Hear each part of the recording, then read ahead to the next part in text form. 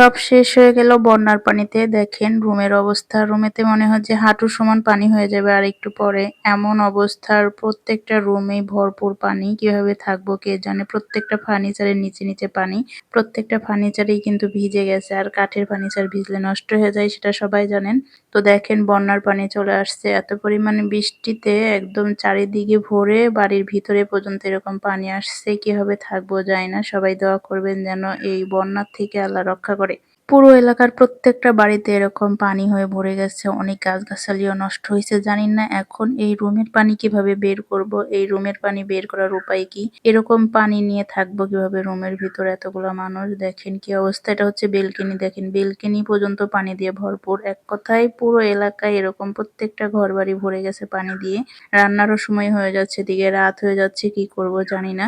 তো এইখানে শর্টকাট রান্না করতেছি, তার কারণ হচ্ছে জানেনই তো প্রত্যেকটা রুম ভর্তি পানি। এই রুমের পানিগুলো কোনো রকম বের করছি, আর এখানে চালে ডালে খিচুড়ি রান্না করতেছি মিক্স করে। তাছাড়া কোনো কিচ্ছু করার উপায় ছিল না। সারাটা দিন এই পানি বের করতে করতে অবস্থা খারাপ, একদম রাত হয়ে গেছে। রাত 9টা বাজে আমি রান্না করতে আসছি, তারপরও ডালে চালে খিচুড়ি কোনো মতো রান্না করে ফেলতেছি। তো দেখেন প্রথমে চাউল, মাসকলাইয়ের ডাল আর মসুরের ডাল একসঙ্গে ধুয়ে নিয়েছি, তারপরে পেঁয়াজ দিয়েছি, তারপরে কয়টা আলু দিয়েছি, তারপরে হচ্ছে কাঁচামরিচ দিছি আর রসুন থেতো দিছি মনে হয়, না কি মাথা একদম ঠিক নাই জানেন তো। তারপরে জিরার গুঁড়া, গরম মশলার গুঁড়া, হলুদের গুঁড়া, লবণ, হচ্ছে এলাচ, দারচিনি, তেজপাতাও দিচ্ছি। হাতে মাখিয়ে শর্টকাট রান্না করে ফেলবো।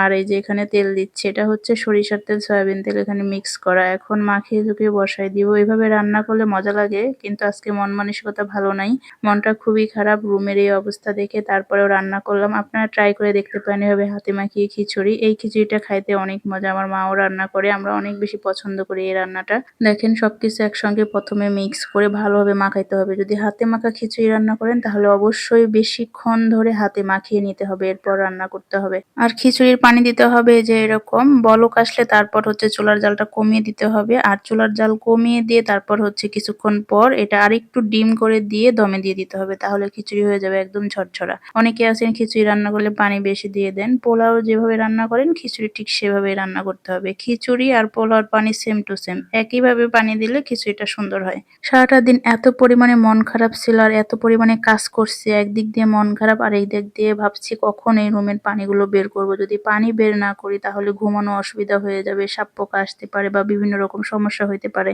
তাছাড়া ফার্নিচার গুলো কিন্তু নষ্ট হয়ে যাবে, আর ফার্নিচারের জন্যই মূলত কিন্তু আরো পানি বের করার খুব তাড়া ছিল। সারাদিন কষ্ট করে করে একটা দুইটা পানি বের করছি, অনেক বেশি পানি বের করে একদম শরীর হাত পা ব্যথা হয়ে গেছে। তারপর দেখি যে আর পারতেছি না, এরপর সন্ধ্যায় একটুখানি বসেছিলাম, এরপরেও আবার পানি বের করে মুছে টুছে তারপর কিন্তু রুমটা ঠিক করছি। আর এদিকে রান্না করতে করতে রাত 10টা বেজে গেছে, খাইতে খাইতে রাত 11টা, তারপর ঘুমাইতে ঘুমাইতে 12:30টার দিকে বিছানায় গিয়ে শুইছি, তারপর ঘুমাইছি। একটু করে পায়েসও বসাইছি, কারণ খিচুড়ি তো হচ্ছে গ্যাসের রাজা, খাইলে খারাপ লাগবে, যেন একটু পায়েস খেলে ভালো লাগে, এর জন্য বেশি করে দুধ দিয়ে পায়েসটা বসাইলাম।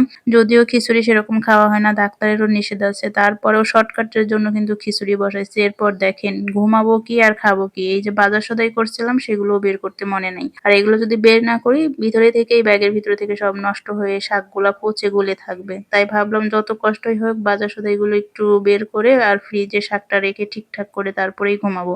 ঘরের ভিতর মেয়েদের কাজ কিন্তু দেখা যায় না। মেয়েরা যদি রাত দিন 24 ঘন্টাও কাজ করে সেই কাজ শেষ হয় না, আবার সেই কাজ দেখাও যায় না, কারো চোখে পড়ে না। সবাই বলে মেয়েরা কি কাজ করে, ঘরের ভিতর কি কাজ করে, কোনো কাজ নাই, খায় দায় রান্না করে ঘুমায়। কিন্তু মেয়েদের যে কি কাজ, পরিপূর্ণভাবে সব কাজ করে বের হইতে মেয়েদের 12টা বেজে যায়। বন্যার পানি কার কার রুমের ভিতর ঢুকছে কমেন্ট করে জানায়েন।